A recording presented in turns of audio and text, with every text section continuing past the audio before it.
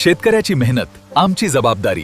प्रगत तंत्रज्ञानासह पिकांचे संपूर्ण संरक्षण. इडीमॅक्स बायोटेक तुमच्या शेतीचा खरा पार्टनर. मित्रांनो, वातावरणाचा हा बदल आणि यामध्ये आपल्याला पावसाची शक्यता कशी असणार आहेत याची संपूर्ण माहिती आपण व्हिडिओच्या माध्यमातून घेणार आहोत. अजून त्यामुळे आपण व्हिडिओ जर हा पहिल्यांदा बघत असाल तर सर्वात आधी चॅनलला सबस्क्राईब करा, व्हिडिओला लाईक करा आणि आपले गाव तालुका जिल्हा आम्हाला कमेंट करून नक्कीच कळवा. सध्या आपण या ठिकाणी बघू शकतो, आता सध्या चर्चेमध्ये चालू आहे न्यूजमध्ये की आता चायनाजवळ जे सायक्लोन चालू आहे त्यामुळे आपल्या महाराष्ट्राचे जे बाष्पयुक्त वारे आहे ते खेचून घेतलेले आहे आणि त्यामुळे पावसाची शक्यता कमी झालेली आहे.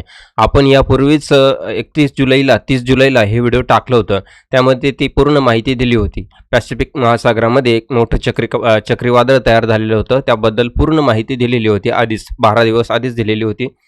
आता सध्याचं वातावरणामध्ये आपण बघूया 13 ऑगस्टपासून पावसाची शक्यता कशी असणार आहे, तर कोणत्या भागात पावसाची शक्यता आहे. मित्रांनो, आपल्याला या 2 दिवसामध्ये जोरदार पावसाची शक्यता बघायला मिळणार आहे, परंतु कोणता जिल्हा कोणता तालुका असणार आहेत याची माहिती आपण या ठिकाणी घेणार आहोत. आणि बऱ्याचशा भागामध्ये आपल्याला वारे सुद्धा बघायला मिळणार आहे, जोरदार वारे बघायला मिळणार आहे. आणि त्यानंतर पूर्ण माहिती आपण 15-16 ऑगस्टपर्यंत पावसाची शक्यता कोणत्या जिल्ह्यात तालुक्यात आहे ही संपूर्ण माहिती आपण या ठिकाणी घेत आहोत.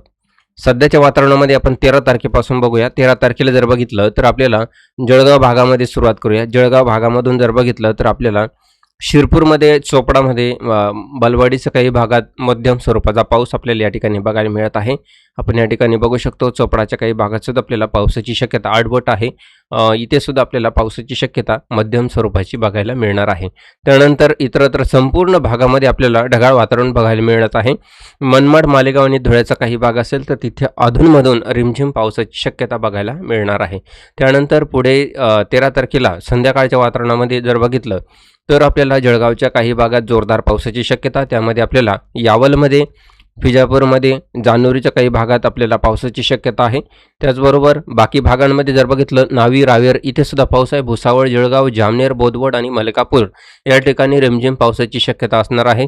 तसेच चोपडामध्ये सुद्धा आपल्याला रिमझिम पावसाची शक्यता संध्याकाळनंतर आपल्याला बघायला मिळत आहे. जळगाव, जामोट आणि तेल्हारा, अकोट या ठिकाणी सुद्धा आपल्याला पावसाची शक्यता, तर मलकापूरमध्ये सुद्धा पावसाची शक्यता रिमझिम स्वरूपाची बघायला मिळत आहे. त्यानंतर मेहकर, वाशिम, रिसोड, लोणार, यवतमाळ या ठिकाणी जर बघितलं तर अगदी पावसाची जी शक्यता आहे ती फार कमी प्रमाणामध्ये वर्तवली जाणार आहे. त्यानंतर 14 तारखेचा अंदाज जर घेतला तर 14 तारखेला सकाळपासून जर बघितलं तर आपल्याला नागपूर, भंडारा, गोंदिया या ठिकाणी आपल्याला रिमझिम पावसाची शक्यता बघायला मिळत आहे. आणि संध्याकाळनंतर बदल होईल. संध्याकाळनंतरच्या बदलामध्ये आपल्याला जोरदार पावसाची शक्यता बघायला मिळत आहे. खास करून या ठिकाणी अमरावती, चंदूर, आर्वी या ठिकाणी तळेगावचा काही भाग आहे, मोर्शा आहे, इकडे अंजनगाव आहे, अकोट आहे, दर्यापूर आणि अंचलपूर इथे मध्यम ते हलक्या स्वरूपाचा पाऊस बघायला मिळत आहे. त्यानंतर आपल्याला या ठिकाणी करंजा आहे, मोर्चीचा काही भाग आहे, इथे आपल्याला पावसाची शक्यता. बोरी कोकाठेचा काही भाग आहे, वर्धा आहे, काटोलचा काही भाग या ठिकाणी आहे, मध्यम ते हलक्या स्वरूपाचा पाऊस. उमरेड आहे, महुदा आहे, भंडारा आहे, पवनीचा काही भाग या ठिकाणी आहे, इथे आपल्याला पावसाची शक्यता वर्तवली जात आहे. तर किनारपट्टीला जर बघितलं त्र्यंबकेश्वर, जव्हार, मोखाडा, मुंबईच्या काही किनारपट्टीला अधूनमधून रिमझिम पाऊस येऊ शकतो. आपल्याला इथे हलक्या पावसाची शक्यता वर्तवली जाऊ शकते.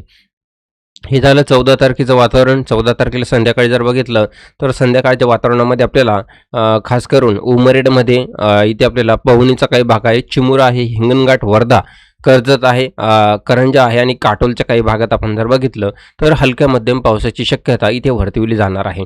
15 ऑगस्ट रोजी जर बघितलं, 15 ऑगस्टच्या दिवशी आपल्याला पावसाची शक्यता कशी आणि कोणत्या भागात बघायला मिळत आहे आपण या ठिकाणी बघूया. मित्रांनो, हाच कमी दाब आहे. हा कमी दाब आपल्या महाराष्ट्राकडे येणार होता आणि महाराष्ट्रामध्ये आपल्याला जोरदार पावसाची शक्यता संपूर्ण जिल्ह्यांमध्ये, तालुक्यांमध्ये वर्तवली जाणार होती. परंतु अरबी समुद्राकडून जे वारे वाहत आहे त्यामुळे हा कमी दाब जो आहे तो पूर्णपणे कमजोर तर झालेलाच आहे, परंतु याने दिशा बदललेली आहे. हा पूर्णपणे महाराष्ट्राच्या दिशेने नाही आहे, तर आता हा उत्तर प्रदेश आणि मध्य प्रदेश तसेच दिल्लीकडे या पावसाची शक्यता वर्तवली जात आहे.